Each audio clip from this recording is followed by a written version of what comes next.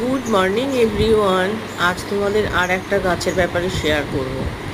Red Mandevilla কাদের বাদের বাড়িতে আছে, আর যাদের সাকসেস হয়েছে তাদের জন্য তো ভালো, তবে ম্যাক্সিমাম ক্ষেত্রেই কিন্তু সাকসেস হয় না। আর রেড ম্যান্ডেভিলাটা খুব রেয়ার পাওয়া যায়।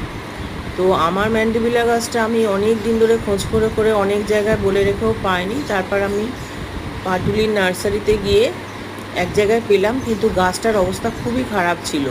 কিন্তু আমি যেহেতু পাচ্ছি না, তাই জন্য আমি ভাবলাম যখন পেয়েছি নিয়ে যাই, দেখি কি করতে পারি। তখন একটা ফুল ছিল, কিন্তু ফুলটা তো চলে যাওয়ার পরে পাতাগুলোও কেমন যেন মানে পোকায় খেয়ে খেয়ে যাচ্ছিল।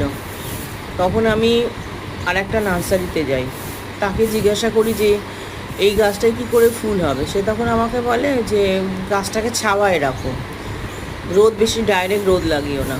আমি নিয়ে এসে তাই করলাম, গাছটাকে সরিয়ে ডাইরেক্ট রোদের দিকে না দিয়ে একটু ছায়া করে রাখলাম। মানে রোদ পেতো, কিন্তু বেশি ম্যাক্সিমাম সময়ই পেতো না। ওমা, তাতে দেখলাম যে গাছের পাতাগুলো আরোই খারাপ হয়ে যাচ্ছে, আর ফুলে কুড়িও আসছে না।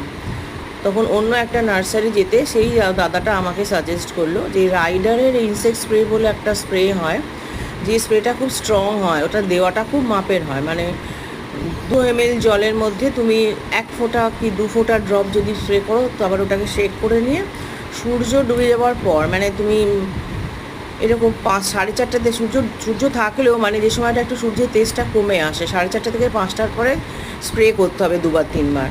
আমি ওই স্প্রে করার পরে সুন্দর পাতাও হচ্ছে আর ফুলগুলোও হচ্ছে, তোমরাও ট্রাই করতে পারো।